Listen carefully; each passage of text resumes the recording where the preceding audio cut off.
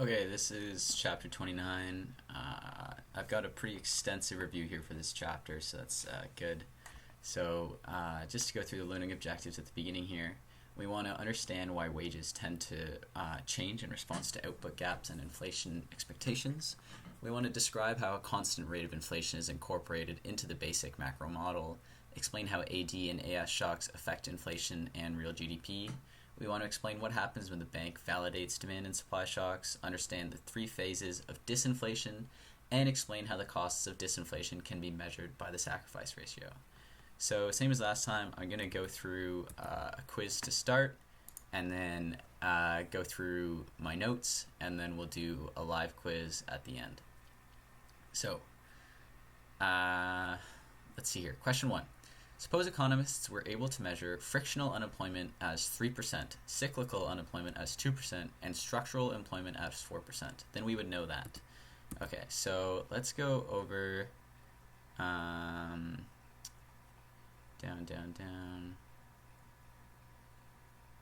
All right, I'll just draw it. So pretty much when our economy is at full employment looks something like this, right? When our economy is at full employment, that means that AD is like equal to AS, like we're at, or Y star is equal to Y, right? We're at equilibrium here. But what we know is not everyone's employed, right? Full employment does not mean the unemployment level is 0. It just means that output is at potential output. So at this point, we still have structural and frictional unemployment. We still have people that are looking for jobs. In the case of frictional, maybe they've been laid off or they've quit their job to find a better one. And structural, as in they don't have the right skills that match the jobs that are in their current location. So that's what we have at this level. But it says here that we have cyclical unemployment of 2% as well. So what that means is that our current unemployment is, we'll call this, our current unemployment is greater than U prime, or like our full unemployment level. So when do we have more unemployment? We have more unemployment in a recessionary gap. So either AD has shifted like that, or AS has shifted like that. Either or puts us at one of these two equilibriums in which we have a recessionary gap. So that is where Y is below Y star and there is downward pressure on wages. Either way, to get us back, we want AS to move back, so that means there's a downward pressure on wages. Actual inflation would be 2% when expected future inflation is. So there's a little formula for this. Here it is right here. Actual inflation is equal to the output gap inflation, expected inflation, plus supply shock inflation. So quickly, this is what demand and supply inflation looks like. You notice that for demand inflation, it's an increase in aggregate demand, but for supply inflation, it's actually reduction in aggregate supply. And it's because either of these things will raise the price level, right, from equilibrium. So that's inflation. And we can have three types of inflation. So what we just said there, the output gap inflation, expected inflation also contributes to that. So if people think that there's going to be 2% inflation next year, we add that in. And there's an additional portion for supply shock inflation because there are other things that can change AS, like a change in the inputs of firms, like if technology is cheaper or becomes more expensive, or if the price of oil changes, stuff like that. So using that formula, we see that 2 plus 0 plus 0 would give us 2%. None of the others give us 2%. So that's it. So just adding those three components together. Next one here. Consider the AAD-AS model with a constant rate of inflation. So constant rate of inflation. Constant inflation looks like, I knew I'd draw it somewhere. Here we go. It looks like this. Come up a little for that. So what happens in constant inflation is we're going to see If there's been inflation in the past, then we're going to expect more inflation, right? So with the expectations of inflation, that increases our wages because we're saying, oh, inflation's going to be higher next year, so I need to make more money. So that makes our AS curve shift to the left, to AS1. Now, what the bank can do, because when AS shifts, we're in a temporary disequilibrium here. So if they want to bring us back to equilibrium, what they can do is they can validate the shock, which means they can change the AD. And how they do that is by changing the money supply. And when they validate AD, they bring us back here. But now what happens is they validated those expectations. So now the next year comes around and they say, oh, I want my wages to go up again because inflation's going to go up again. And if the bank chooses to validate it again, then we get to a higher level and we get more inflation. And over time, we expect a higher level and a higher level of inflation. So what you see is that the increases in the price level become larger over time. Now, what's important to recognize here is that interest rates are actually kept stable. Interest rates don't change throughout this process. The bank is increasing money supply, which is pushing the interest rates down, which is why we're able to shift AD to the right. But at the same time, we're having rising prices due to inflation, which makes more people want money. There's an increased money demand, which actually shifts our entire MD curve to the right when there's rising prices. That's from chapter 27. So that is going to keep interest rates steady at the same level that it was before. Those two things are going to keep them steady at the same rate. So if there is inflation, we see that the AS curve is shifting up because of inflation expectations. Next question here. A constant rate of inflation of 3% is portrayed in the AD-AS diagram like this one. You can see it keeps going up, up. And look, this distance here is a bit larger than the distance down here. This one's a little bit smaller because we're having constant inflation. So what does that mean? It doesn't necessarily mean that the AD and AS curves are shifting up by exactly 3%. But what it does mean, and you can't see that because my camera's in the way, is that there is an annual increase of the equilibrium price of 3%, right? The price level has gone up by 3% because inflation is just the rise of prices. That's important to remember. Inflation is not the injection of money into the economy. There's other things that can cause inflation too, like demand or supply inflation. It's just the rise of prices. This one. Suppose the economy has moved from E0 to E1. If there is no monetary validation, the adjustment process will lead to a new equilibrium at. So we start at E0 and then we move to E1. If there is no monetary validation, so the bank doesn't change the money supply at all, then just quite simply aggregate supply always corrects shifts unless the government or the bank intervenes. So aggregate supply is going to shift to the left to bring us to E3, a new equilibrium point. Alright, suppose the economy is at full equilibrium and AS curve shifts upward due to a once and for all increase in the price of oil. If the central bank does not respond to the shock, they're trying to get you here because it's a once and for all increased price of the oil. They think it's going to be permanent. Nothing is permanent, right? We always have that adjustment process, even though it might take a long time. So we, in the short run, we'll have a recessionary gap because AS has shifted left. But in the long run, there's going to be a downward pressure on wages, and AS will shift back down to bring us back to our original equilibrium. Suppose there is a positive AD shock and it is validated by the Bank of Canada. Okay, I'm going to draw this out so you guys can see what that looks like. So there's a positive AD shock. What the?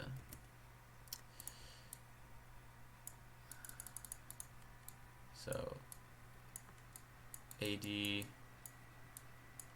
AS, and then there's a positive AD shock. So right now we're in an inflationary gap, and the Bank of Canada might choose to sustain these good times. That's like what it's often called, or keep the boom going.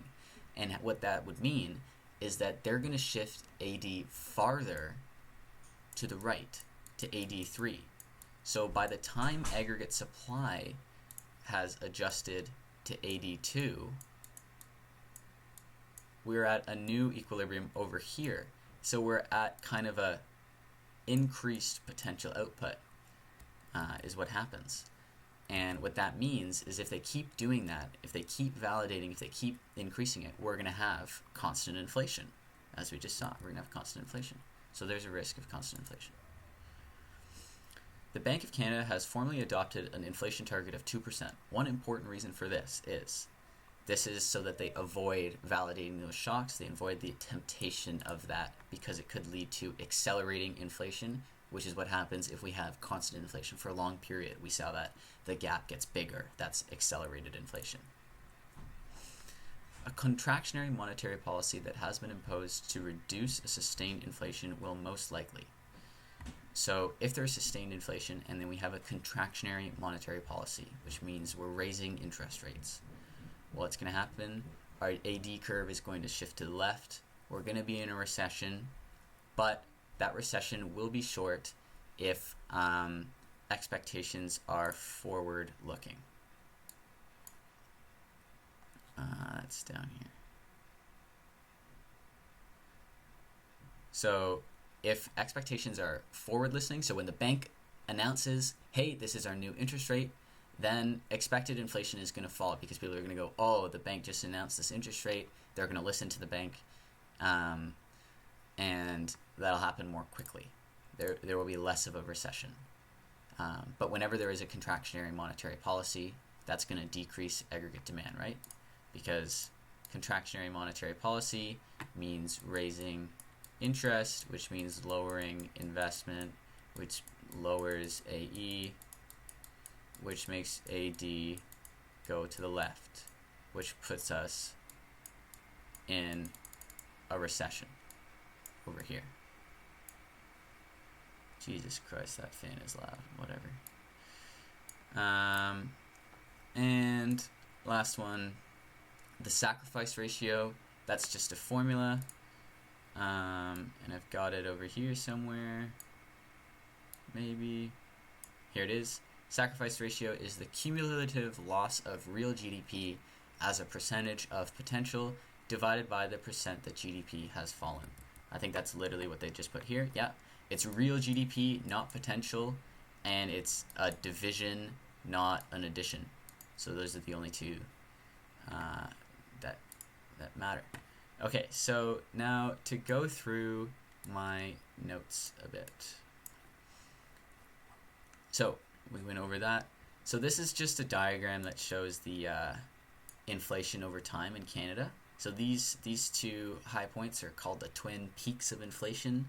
They happened once in like 75 and once in the early 80s. And now we've established this target range between 3 and 1%. And you can see inflation has been a lot more steady throughout that period, which is nice. You notice this big drop here. That's because of the 2008 stock market crash. So, some things to go over. Inflation, as I mentioned earlier, is the rise in average level of prices. That's all it is. And then the textbook mentions the NAIRU. This stands for the non-accelerating rate of unemployment. It's really just the natural rate of unemployment. So the rate at which there is no cyclical unemployment in the economy, only frictional and structural. And it's when y prime equals y. Which is over here. So when y prime equals y, unemployment equals the NAIRU. There's no cyclical employment, and structural and frictional employment still exists. So there are two reasons why wages change. When we have an output gap, you'll see wages adjust accordingly, and also if there are expectations of inflation, right? Even if y equals y prime, if we think that there's going to be 2% inflation next year, then you're going to want your wages to go up by 2%. So your wages will increase. And that's, I just wrote over here. So how wages change? So the change in nominal wages is equal to the output gap effect plus the expectational effect. The homework goes over that pretty well, but basically if inflation is 4% and you think that looking at past years or whatever, if you're backward looking, that inflation is going to be 2%, then your actual change in nominal wages will be 6%. You're adding those two things together. So we went over demand and supply inflation. We went over this formula. We talked about monetary inflation, or validation, constant inflation, and these things. The textbook talks about deflation quickly. Is it bad? So it's not really that bad in small amounts. Sustained deflation is really rare. The only real examples of it are in the Great Depression and in the early 2000s in Japan. It was going down by about 1% a year. So it's not really rare. People think that deflation is going to cause recessions. It's actually usually the result of a recession. It's not the cause. And they think that because prices are lowering every year, that people are going to go, oh, I'm not going to buy my house this year. I'm going to buy it in 5 years when prices are a lot lower. But the idea of that, if you think about it from the other perspective, if you think right now we have inflation of 2% every year, that doesn't mean you right now as a student are rushing out to purchase a house, right? You're either not capable or it just doesn't make sense if you think about it from the other perspective. So just because something in the future is going to change doesn't really affect your current actions. At least that's what economists say. So this is what a demand shock looks like with no validation, which is pretty much what we studied in previous chapters. So when our AD goes out like that, if there's no monetary validation or no fiscal intervention, we're going to see AS shift here and get to a new equilibrium there. And then with validation, you can see AD keeps going out this way because the government continues to validate it, and our AS can't keep up, so we're at this point 2 here, and that's going to cause constant inflation. The textbook talks about, should the bank validate supply shocks? So if there's a negative supply shock,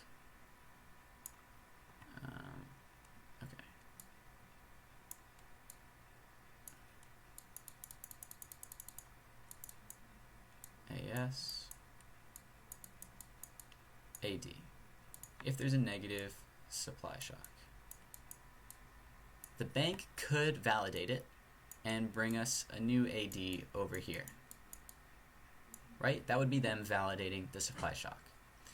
Now, the problem with that is now expectations of inflation in future years might increase.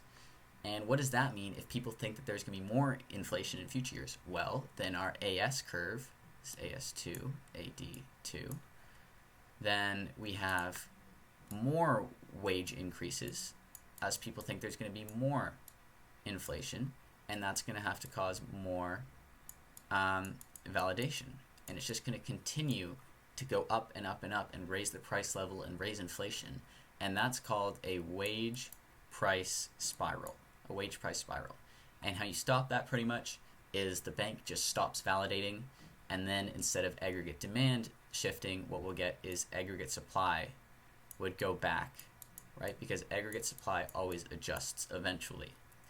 The problem with this is we could have a prolonged recession, and it's not always the best thing, right, to have a prolonged recession, because we know that wages are sticky downwards, so it could take a long time to get back to that equilibrium point. The alternative to that is to not validate any supply shock at all, and just to accept a deeper recession, but you'll have less inflation overall.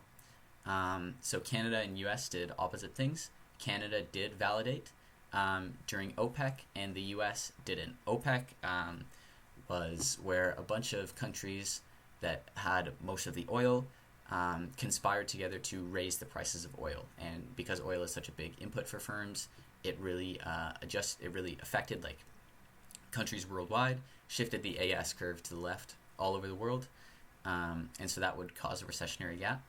And so there's two different approaches to that. It doesn't go into which one is really right, but yeah. Talks about why the Phillips curve kind of sucks. And it's because when the Phillips curve was originally invented, inflation wasn't a thing. It wasn't a thing. So in the 60s, a bunch of countries tried to use the Phillips curve, and they were getting all this data that was totally wrong, and they couldn't figure out why, and eventually they realized it was because it wasn't accounting for inflation. So this is in the black here, we'd have just the normal Phillips curve with inflation and unemployment. Sometimes it's like changes in wages or something. That's still inflation. And then I've drawn here the Nair-Ru just at this steady level here. And remember, the Nair-Ru happens when y prime equals y, or y equals y prime, right?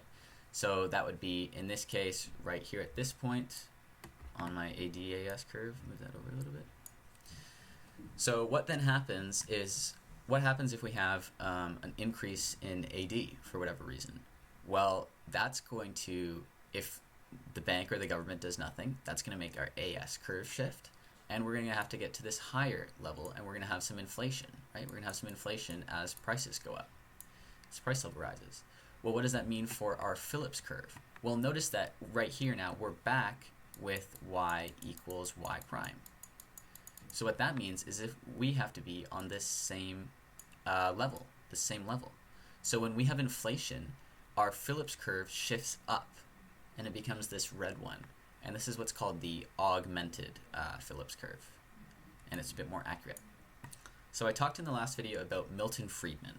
And Milton Friedman said this right here. He said, inflation is always a monetary phenomenon. Was he right? No, he wasn't right. He took a very extreme view on it in saying that it was always a monetary phenomenon. But what we see is that AD and AS can shift for other reasons that are not necessarily because of a change in the money demand or supply of the economy. But sustained inflation or constant inflation is a monetary phenomenon. So he was right in that sense, and that's what he's more commonly quoted as saying, but he did take this extreme view in saying it was always a monetary phenomenon. So what we notice is that in the short run, it's not just a monetary phenomenon. We have things like GDP changing when AD and AS shift, so it's not just money that changes. But in the long run, it is, because after the adjustment process finishes, all that's different is P, right? We're back at potential output, stuff like that. So the last topic here is disinflation. So how do we have disinflation? I can't get that all in, but that's fine. So the first step is we're going to stop monetary validation, and we're instead going to tighten fiscal or monetary policy. The first step to removing inflation is to tighten monetary policy, which means raising interest rates, which will lower investment and make AD go downwards and everything like that. That's going to cause something called stagflation. So here's the first step. This is the first step in removing monetary validation. We're now going to let AS, shift as opposed to validating it in any way. Now, what that's going to do is AS is probably going to shift more than we want it to. That's called stagflation. And the amount that it shifts depends on whether the economy is backward-looking or forward-looking. So in a backward-looking economy, if we had inflation that was high throughout many years, we're going to say, oh, inflation is going to be high next year. So our AS curve is going to shift more. AS shifts greater to the left. But if our expectations are forward-looking, and we assume that the bank has made an announcement, they've said, hey, we're going to raise the interest rate, well, then our AS is only going to shift by a little bit, because we're going to listen to the bank, because the bank makes credible announcements. And then, so that gets us to this point here, and the amount that we shift by, again, is whether it's forward or backward looking. And then the last phase is called recovery, and there's two ways, there's two recovery methods. The first one is natural adjustment, right? We just let, can I draw? Yeah, I can draw here. So if we have,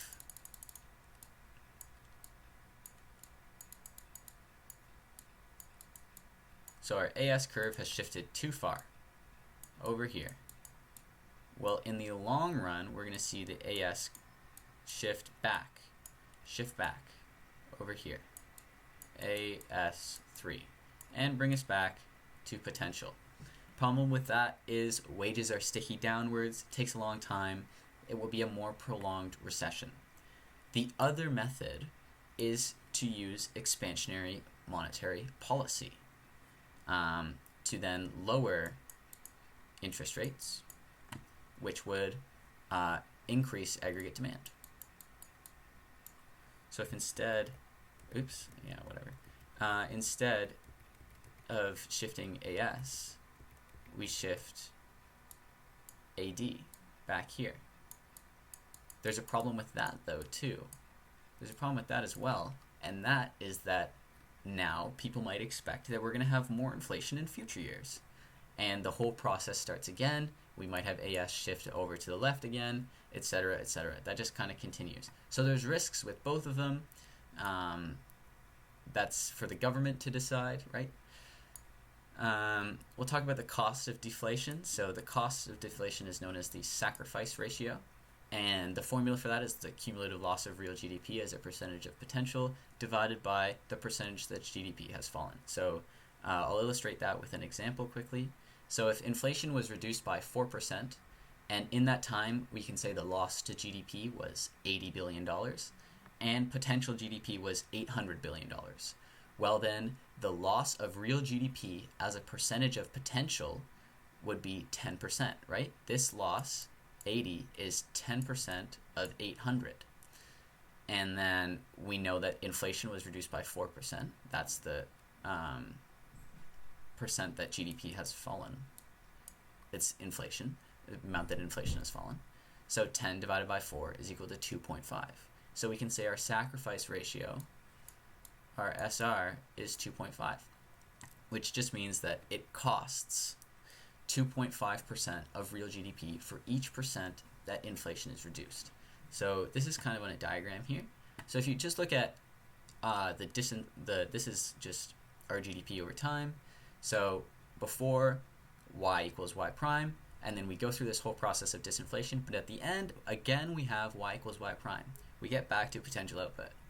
But in this time here, we lose this real GDP. We lose this real GDP, and that's what we've sacrificed.